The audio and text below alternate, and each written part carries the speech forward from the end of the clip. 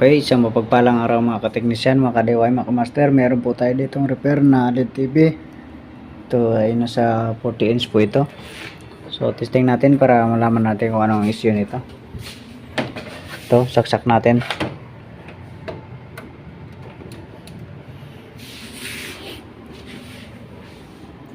So, walang power. No power. Tingnan natin ang model nito kung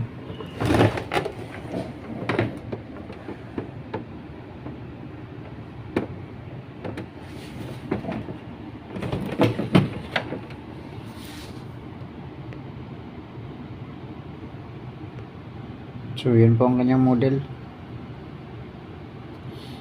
Okay, buksan natin ito, samahan nyo po ako.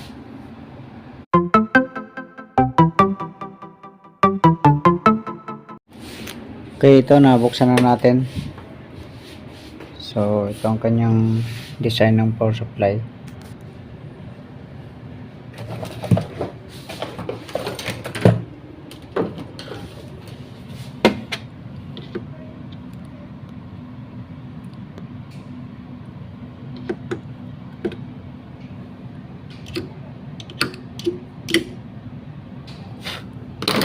So ito yung troubleshoot natin, power supply nya. So linisan ko muna, tapos i-resolder. Check natin yung optocoupler, check natin yung mga ibang connection kung may loss.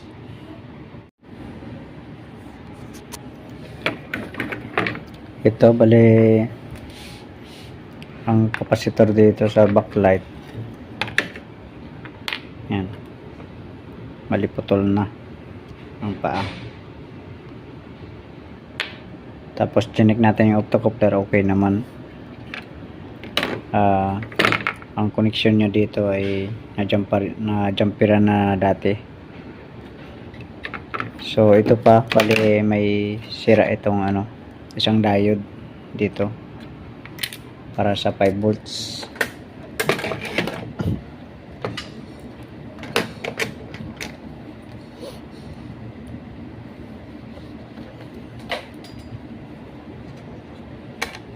Ito yung check natin ito.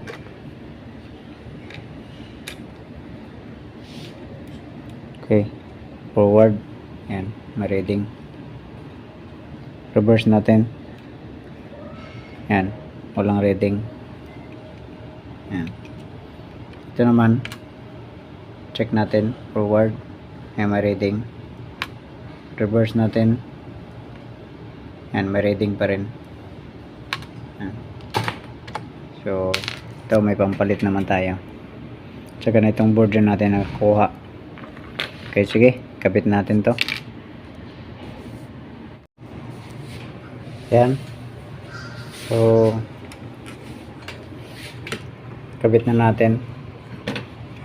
Okay, saksak natin.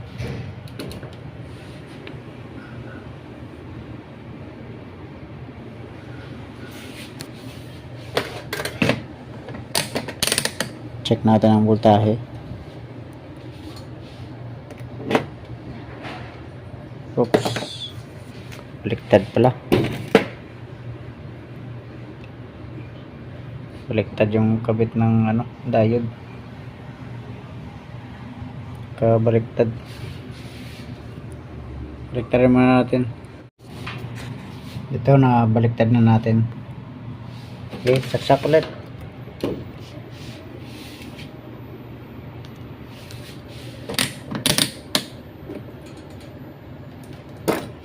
Hindi pala na kabit yung socket. Saksak. Ayun, open na.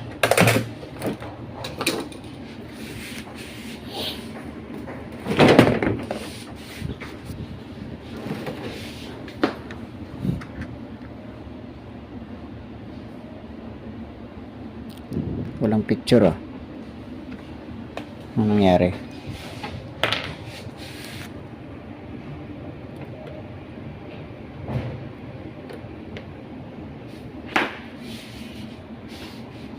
kunin mo natin yung switch nya. Okay, ito kinabit mo natin, saksak ulit.